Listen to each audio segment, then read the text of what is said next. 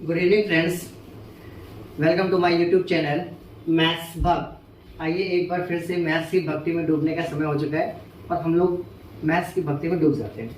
मैंने आपको बताया था कि हम एक सीरीज चला रहे हैं जिसमें हम 2014 से लेकर 2017 तक के क्वेश्चंस को कवर करेंगे। 2014 से 2022 तक के क्वेश्चन को कवर करेंगे बेस थ्योरम के प्रोबेबिलिटी के, क्लास 12 के बेस थ्योरम के प्रोबेबिलिटी के। तो एक बार हम लोग फिर से वही 2014 का हमने पहले के वाले वीडियो में 2013 का, उसके पहले आज हम लोग को 2015 का क्वेश्चन सॉल्व करना है जो कि आईएससी बोर्ड 2014 में पूछा गया था, 2015 पूछा गया था। ठीक है, तो हम लोग डिस्कस करने जा रहे हैं 2015 में क्वेश्चन जो आया वो है बेस थ्योरम पे, उस पर क्वेश्चन करेंगे। ओके, सो क्वेश्चन को स्टार्ट करने से पहले एक बार हम आपको क्विक रिव्यू कराते हैं किसके बारे में, बेस थ्योरम होती क्या है। जो भी हमारे नए व्यूवर्स आएंगे, जो नए सब्सक्राइबर और व्यूवर्स हैं, उनको देखने के लिए आपको बेस थ्योरम का परिचय करा देते हैं कि बेस थ्योरम होती क्या है।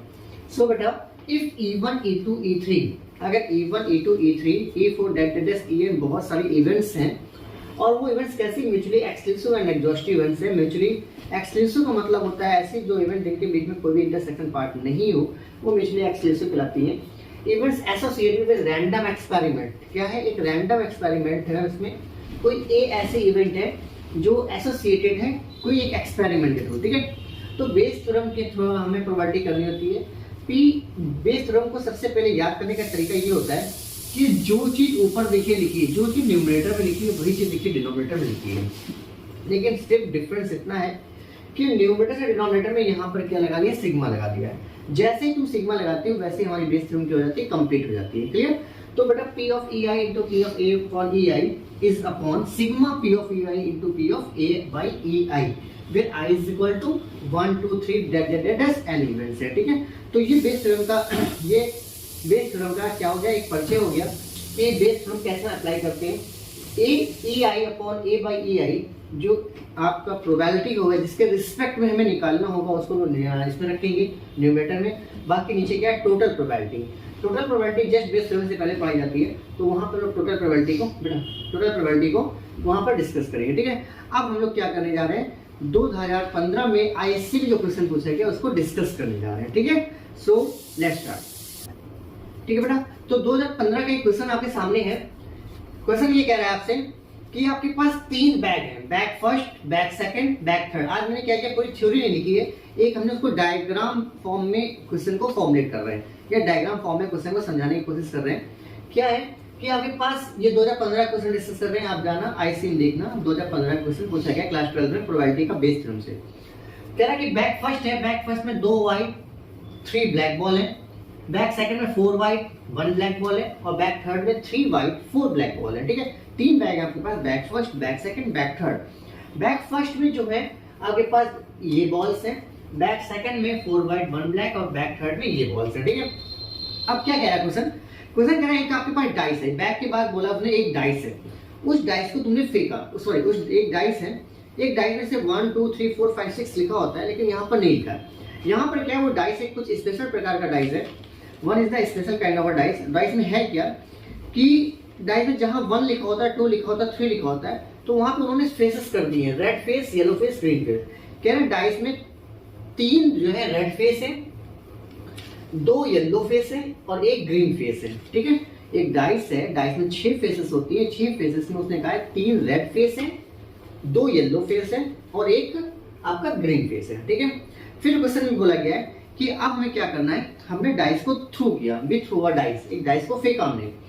अब डाइस को फेंका तो वो ये कह रहा है कि डाइस को जैसे तुमने फेंका तो क्या प्रोबेबिलिटी है, फाइंड द प्रोबेबिलिटी। बस देखो क्वेश्चन तैयार है धीमे से, फाइंड द प्रोबेबिलिटी कि इस बात की क्या प्रोबेबिलिटी है कि पासा फेंका, जैसे ही पासा आपने फेंका, जैसे डाइस आपने फेंका तो उसमें रेड फेस आए। पहली बात तो क्या है, उसमें रेड फेस आए।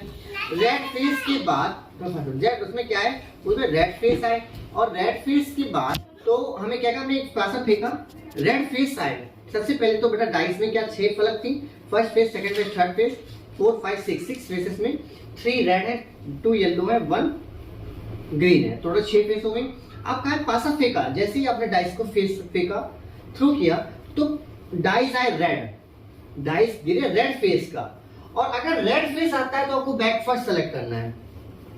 जैसे आपने डाइस फेंका अगर येलो फेस उसमें आता है तो आपको बैक सेकंड सेलेक्ट करना है, और जैसे ग्रीन फेस आता है ना तो आपको बैक थर्ड सेलेक्ट करना है। अब क्या कह रहा है कि फाइंड द प्रोबेबिलिटी, क्या कह रहा है, find the probability if the dice is throne, find the probability if the dice is thrown and getting red face, getting red face. हमें ये डाई हमने फेंका, ये डाइस हमने फेंका, और फेंकने के बाद ऊपर रेड फेस आए, रेड फेस आए, रेड फेस आए, और जब रेड फेस आएगा तो हमें कौन सी बॉल सेलेक्ट करनी है, व्हाइट बॉल सेलेक्ट हो, व्हाइट बॉल, इस बात की प्रोबेबिलिटी बतानी है, ठीक है। तो सबसे पहले बेटा देखो हम लोग P ऑफ E1 कितना हो जाएगा हमारे पास, P ऑफ E1 हो जाएगा 32516, P ऑफ E1 क्या हो जाएगा 3/6, P ऑफ E2 कितना हो जाएगा, P of E2 2/6 and P of E3 1/6। ये तो होगा क्योंकि तो 3 रेड है, 6 में से 3 रेड फेस 3/6, 6 में से 2 रेड फेस 2/6, और P ऑफ E3 कितना हो जाएगा 1 फेस, ठीक है। तो P1 PE1 PE2 PE3 हमारे पास क्या हो गया, सेलेक्ट हो गया। अब हमें निकालना P of A by E1, तो P of A by E1 जो होगा वो बेटा व्हाइट बॉल आने की प्रोबेबिलिटी पूछा था ना कि रेड फेस आया और व्हाइट बॉल आए, तो P of A by E1 हो जाएगा 2/5, कैसे 2 व्हाइट है 3 ब्लैक है 2 3 5 2 black, P of A by E2 आ जाएगा बेटा 4/5, और P of A by E3 आ जाएगा 3/7, यहाँ पे पता नहीं 2/3 and 2/5, 4 1 5 4/5 और 3 4 7 3/7, बस काम खत्म। अब अपने क्या करना है, रेड बैक फर्स्ट आए और रेड फेस आए, इसके रिस्पेक्ट में टोटल प्रोबेबिलिटी निकाल दो। तो क्या हो जाएगा P of P of EI upon A, P of E1 upon A is equal to P of E1 into P of A by E1 whole upon P of E1 into P of A by E1 plus P of E2 into P of A by E2 into P of E3, यहाँ plus लगेगा, P of E3 into P of A by E3, ठीक है।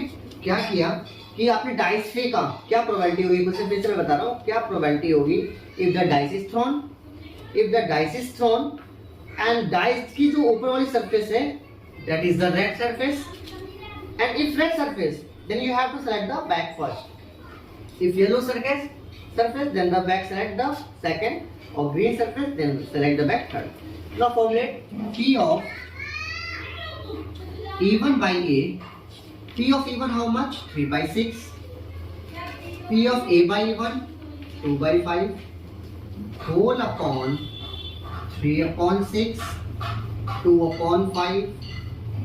अब देखो इसका multiply, इसका multiply करके बस जोड़ दो, ऐड कर दो, प्लस 2/6 4/5 प्लस 1/6 3/7, क्लियर हुआ।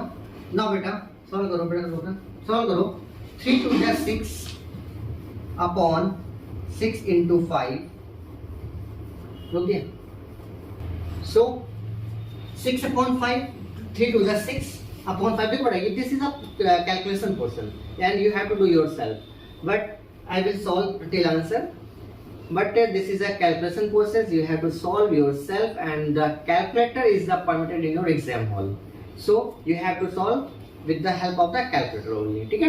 so फिर भी मैं इसको solve कर देता हूँ, 6 upon 6 into 5, 3 2 जा 6 upon 6 into 5, 3 2 जा 6, 6 into 5, 2 4 जा 8, 6 into 5, 6 1 3 1 जा 3, 6 into 7, 6 6 6 कैंसिल लेके हमने कट कर दिया, आया कितना 1/5, और नीचे कितना भी हो सब मिलाकर 210 एंड 5 into 113। इसको सॉल्व करेंगे, 5 से कट कर दो, 5 4 जा 20, 5 2 जा 10, 1/3। देखो बेटा, so this one is the probability जो कि हमने बेस पर सॉल्व की। इतना पार्ट देखो हम क्या है, कैलकुलेशन पोर्शन है, तो इतना पार्ट तो तुम्हें जो कैलकुलेटर मिलेगा उसकी हेल्प से कर लो। मेन फोकस करना है आपको इसकी वैल्यू निकालने के लिए। जैसे आपने वैल्यू निकाली वैसे आपका सवाल खत्म हो जाता है। ठीक है, सो बेटा एक बार फिर से बता देता हूँ, समराइज कर देता हूँ पूरे सवाल को। आपके पास बैक फर्स्ट था, बैक सेकंड था, बैक थर्ड था। आपके पास एक डाइस दिया गया, उस डाइस में 6 सरफेस की जगह 6 सरफेस थी, लेकिन नंबर्स की जगह उन्होंने 3 ग्रीन करी, 2 येलो करी और 3 रेड करी, 2 येलो करी, 1 ग्रीन करी।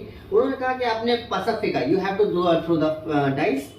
पासा फेंका, जैसे ही उसमें रेड फेस आई ऊपर, आपको प्रोबेबिलिटी बतानी है कि पासा फेंकने के बाद रेड फेस आए। रेड फेस आएगा, आप जो क्या करोगे, बैक फर्स्ट सेलेक्ट करोगे और बैक फर्स्ट सेलेक्ट करने के बाद उसके अंदर 2 तरह की बॉल्स हैं, उस बॉल्स में एक तरह की बॉल्स आपको व्हाइट बॉल सेलेक्ट करनी है। इस बात की प्रोबेबिलिटी पूछी गई थी, सिंपल से क्वेश्चन नहीं। तो ये फर्स्ट हो गया, सेकंड हो गया, थर्ड हो गया, ये आपकी E1 E2 E3 हो गया। 6 फेसेस होते हैं, 6 में से 3/6, 2/6, 1/6। 2 बॉल है व्हाइट, 3 बॉल है ब्लैक, 3 2 5 नीचे 5 हो गया, 4 1 5 नीचे 5 नीचे 5। 2 बॉल सेलेक्ट करने की प्रोबेबिलिटी 2/5, 4 में से 1 4/5, 3 बॉल में से 3/7। ये हमने क्या किया, E1 के रिस्पेक्ट में द्वारा बेस थ्योरम अप्लाई कर दी। P of E1 P of A/1 नीचे क्या होगा, टोटल प्रोबेबिलिटी हो गई। ये आपका कैलकुलेशन क्वेश्चन सॉल्व करके निकाल लिया। ठीक है, तो आज हम लोगों ने 2015 का क्वेश्चन कवर कर लिया। कल हम लोग मिलेंगे इसी नेक्स्ट वीडियो में इसी समय पर 2016 का क्वेश्चन सॉल्व करेंगे, जो IC क्लास 12 में बेस थ्योरम से पूछा जाता है। ये मान के चलो बेटा, जरूर से जरूर एक क्वेश्चन आपका कवर होता है 6 मार्क्स में। ठीक है, सो बेटा like and subscribe of my video and जितना पॉसिबल हो सके शेयर। ठीक है, thank you, have a nice day.